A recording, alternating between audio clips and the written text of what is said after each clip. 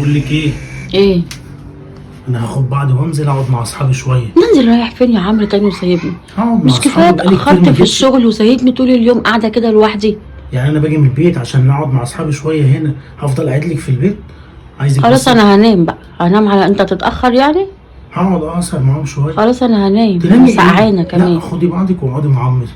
يا لهوي يا عمرو، طب انا عايزه انام. تقعدي معاها، هي عندها حق بقى. عندها بقول لك حق في ايه يعني؟ مراتك ما بتقعدش معايا لما انت تكون قاعد، ما تقعدي معاها هي. طب ما هو انت لما بتنزل انا بخش انام شويه ولا بخش العب في لا، التليفون معلش، ولا تقعدي حاجه؟ معاها وبعدين ما تقعديش تقعدي تمسكي لي التليفون. هي بتقول لي لما حتى بتيجي تقعد ماسكه لي التليفون، ما بتكلمنيش في حاجه. افتحي معاها مواضيع. هتكلم اقول ايه يا عمرو؟ هفتح مواضيع؟ ما هي لما ماما بتسالني على حاجه ولا بتطلب مني حاجه اعملها لها بقوم اعملها لها. طيب انت اتكلمي معاها، انت قلت قاعده ما تقعديش ساكته.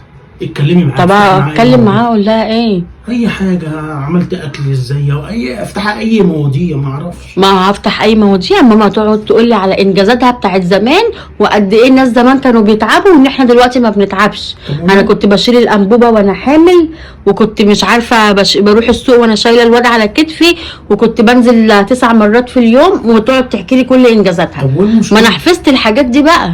ما تسمعي منها، ايه المشكله يعني؟ طب بقول لك ايه، وخشي معاها في الكلام.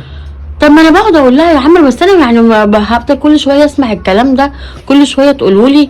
يعني ما انا بشوفك بتكلمي مامتك ولا اي حد من قرايبك، بتقعدي تتكلمي ما تبطليش كلام. انا بس هنام شويه، وهتكون انت قربت تيجي كده هبقى اقوم اقعد وانت قاعد، عشان وانت مش قاعد بصراحه ببقى مش عارفه برضه اقعد. ما هي بتقول، ما هي دي المشكله. بتقول مراتك ما بتقعدش معايا الا لما انت تكون قاعد. انا عايزك انت تقعدي معايا وانا مش موجود. غيري الفكره دي. يعني انت جاي هنا عشان تسيبني وتروح تسهر مع اصحابك وتفضل قاعد تحت، وانا بقى افضل قاعده مع ماما انا نتكلم انا وماما؟ طب انت، هو انا كل يوم بسيبك؟ انا بقالي كتير ما جيتش، فهقعد مع اصحابي شويه. إيه خلاص يا المشكلة؟ عم تعالى روحني، روحني وتعالى انت بقى اسهر مع اصحابك براحتك. يعني لسه جايين قلنا هنقعد معاهم يومين، تقولي روحني؟ ازاي يعني؟ كل ده عشان مش عايزه تقعدي مع امي؟ يعني مش عايزه يا عم، ما انا قاعده معاها طول النهار. يعني انت قعدت تحكي لي عن زمان. طب ما انا لو تسمعي. قعدت معاها تاني دلوقتي هتقعد تحكي لي برضه طب عن هو زمان. المشكله انت كمان احكي لي عن زمان. وقد ايه الغساله العاديه وكانت بتغسل على في التيست، وقد ايه كانت بتنشر وبيدعكوا المواعين ازاي. تخلتني يا عم دعكت لها المواعين كلها، تقول لي انا ما تعملهاش بالليفه الجديده دي، عايزه السلك اللي بيخش في الصوابع. طب وماله؟ ما هو وخلتني دعكت لها المواعين كلها. مش بينضف ولا لا؟ انا مالي بينضف، والناس بتتقدم واحنا بنرجع لورا، معلش. وتقول انا كنت بغسلهم مش عارفه بالقش ولا كنت بغسلهم بايه. انا مالي انا ومال الكلام ده؟ يا ستي هي عندها كلام زمان حلو، اقعدي جريها في اي كلام. احكي لها موقف زمان حصل، حاجه عن ستك، حاجه عن امك، اي كلام.